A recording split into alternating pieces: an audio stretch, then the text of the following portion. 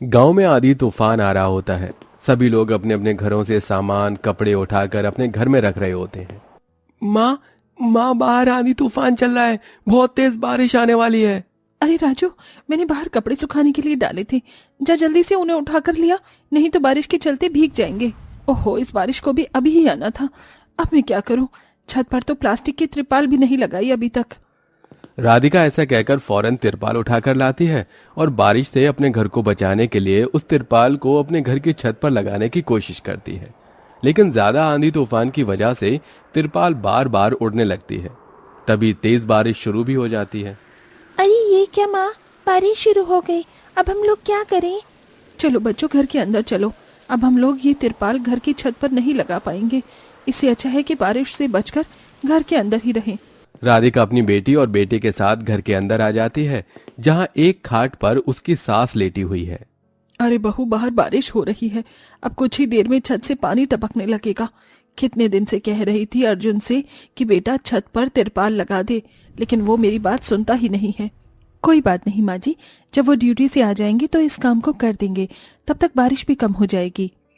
राधिका इतना कह ही रही थी कि उनके घर के अंदर से पानी टपकने लगता है। पानी को टपकता हुआ देख राधिका और उसके दोनों बच्चे फौरन घर के बर्तन उठाते हैं और टपक रही जगह पर लगा देते हैं। हे भगवान, घर के अंदर पानी टपकने लगा। अब थोड़ी ही देर में घर के अंदर पानी भी भर जाएगा। सही कहा माँ आपने, अगर हमारा घर पक्का होता तो ऐसा ना होता।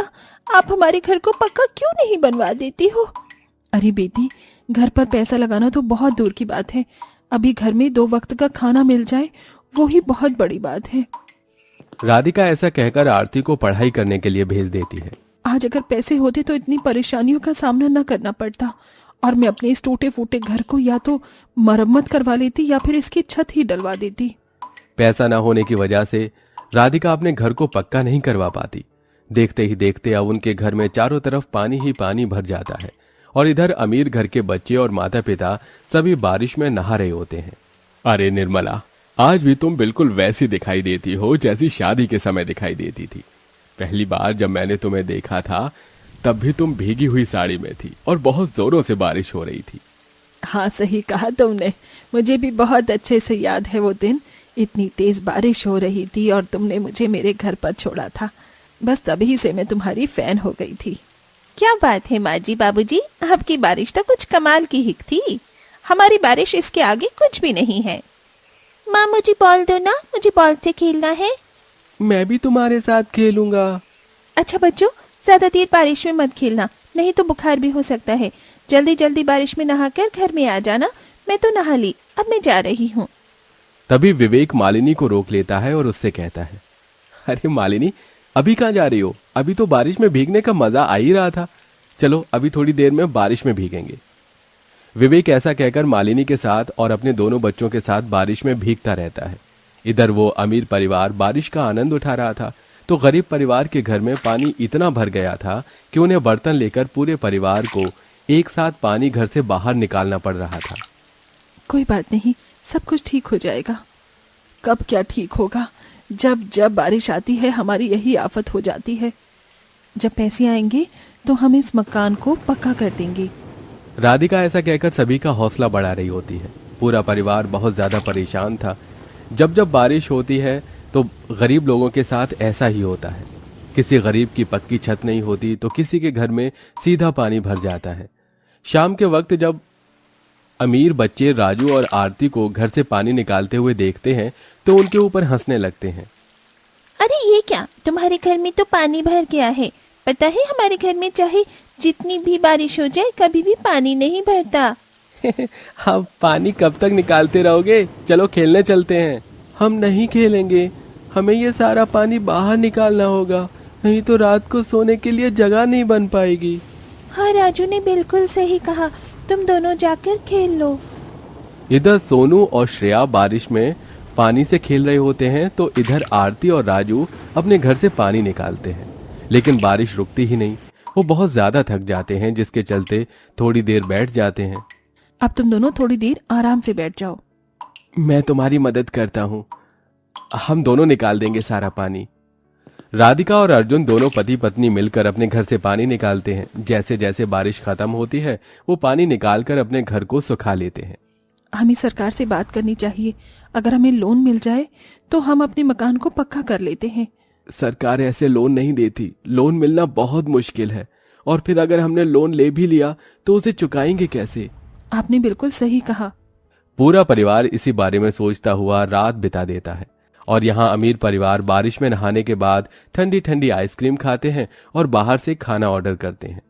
आज खाना बाहर से ही खाएंगे, मैं आज खाना नहीं बनाना चाहती, मैं थक गई हूँ। मालिनी के कहने पर विवेक सभी के लिए बाहर से खाना ऑर्डर कर देता है। अमीर परिवार बाहर से खाना मंगवा कर खाते हैं और कुछ ऐसे ही छोड़ देते हैं जो उनसे खाया नहीं जाता। तो यहाँ गरीब परिवार के घर का चूल्हा गीला होने की वजह से खराब हो जाता है और उनके घर पर चूल्हा जल ही नहीं पाता। अब मैं क्या करूं? चूल्हा भी नहीं जल रहा। एक के बाद एक परेशानी आती ही रहती है। शकुंतला इधर से उधर कुछ ईंटें इकट्ठा करती है और उन्हें जोड़कर चूल्हा तैयार करती है। मिट्टी वाला चूल्हा तो खराब हो गया, लेकिन ये ईंट का चूल्हा खराब नहीं होगा। इस तरह राधिका उस पर खिचड़ी बनाकर सभी को खिलाती है। रात को फिर से धीरे धीरे बारिश होने लगती है। जैसे तैसे तो उन्होंने घर से पानी निकाला था, अब फिर से उनकी छत टपकने लगती है। उनकी रात बहुत मुश्किलों से बीतती है। अपनी ये सारी परेशानी देखकर राधिका अपनी पड़ोसन मालिनी के घर आती है। मालिनी दीदी, हमारे घर की छत बहुत कच्ची है। बारिश के चलते छत से पानी टपकता है और घर में भर गया है। बहुत परेशानी हो गई है। बारिश में हमें कुछ पैसे उधार दे दो, हम अपने घर की छत का थोड़ा काम करवा लेंगे। काहे के पैसे दे दो? पैसे क्या पेड़ पर उगते हैं? मेरे पास कोई पैसे वैसे नहीं है। चली जाओ यहाँ से और दोबारा यहाँ मत आना। मालिनी ऐसा कहकर राधिका को वहां से भगा देती है। राधिका को बहुत बुरा लगता है और वो चुपचाप वापस अपने घर आ जाती है और इसके बाद इसके बारे में किसी को बताती तक नहीं। ऐसे ही कुछ दिन बीतते हैं और अब राधिका को एक दरोगा के पास मजदूरी का काम मिल जाता है।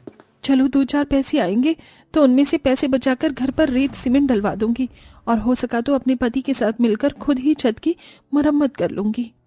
राधिका काम करने लगती है और काम करके वो जो पैसे कमाती है उनमें से वो घर का खर्चा भी चलाती है और कुछ पैसे बचाने की कोशिश भी करती है। जो पैसे वो बचाती है उन पैसों से वो रेत, बदरपुर और सीमेंट खरीद लेती है, जिसके चलते वो खुद अपने पति के साथ मिलकर अपनी छत की मरम्मत धीरे धीरे करने लगती है। ऐसे ही धीरे धीरे उनकी घर की मरम्मत हो जाती है और अब उनके घर में पानी टपकना बंद हो जाता है। लेकिन इधर अमीर घर पर छापा पड़ जाता है। जिस जमीन पर उनका घर था वो गैर कानूनी जमीन थी। देखो, अब तुम्हें यहाँ से ये घर खाली करना होगा। ये घर सरकार की जमीन पर बना हुआ है, इस पर तुम्हारा अब रहने का कोई अधिकार नहीं है। ये कैसे हो सकता है? सालों से हम यहाँ रह रहे हैं, ऐसा पहले कभी नहीं हुआ। तुम बहुत सालों से यहाँ बिना टैक्स दिए रह रहे हो, तो सरकार तुमसे और पैसे वसूल लेगी। इससे अच्छा है कि तुम इस जगह को ही खाली करके चले जाओ। ऑफिसर ऐसा कहकर उन्हें खाली करने के लिए कहकर चले जाते हैं। अब अमीर परिवार को अपना आलीशान घर छोड़कर बेघर होना पड़ता है। उनके सिर पर छत तक नहीं थी। उनकी ये परेशानी देखकर राधिका उन्हें अपने घर में पनाह देती है। अरे मालिनी दीदी, इतने सालों से आप हमारी पड़ोसन हो, अब आपके ऊपर इतनी परेशानी आई है तो अब हमारे घर पर आप रह सकती हो, कोई परेशानी वाली बात नहीं है। ये सुनते ही मालिनी को वो दिन याद आ जाता है जब राधिका ने उसे अपने घर की छत की मरम्मत करवाने के लिए पैसे मांगे थे। मुझे माफ कर देना, तुमने मुझसे मदद मांगी थी और मैंने तुम्हारी मदद भी नहीं की थी, लेकिन आज तुमने मेरी मदद बिना कहे की, शायद इसलिए आज हमारा ये हाल हुआ है। कर्मों का फल हमेशा जल्द ही प्राप्त हो जाता है। शायद मुझे मेरे कर्म का फल पूरे परिवार के साथ मिला है। इस तरह मालिनी अपनी गलती को स्वीकार करती है। कुछ दिन वो राधिका के घर पर रुकती है और जब विवेक घर का इंतजाम करता है तो वहां से चली जाती है। अब गरीब परिवार की भी बारिश धीरे धीरे ठीक से जाती है। उन्हें पहले की तरह ज्यादा परेशानी उठानी नहीं पड़ती।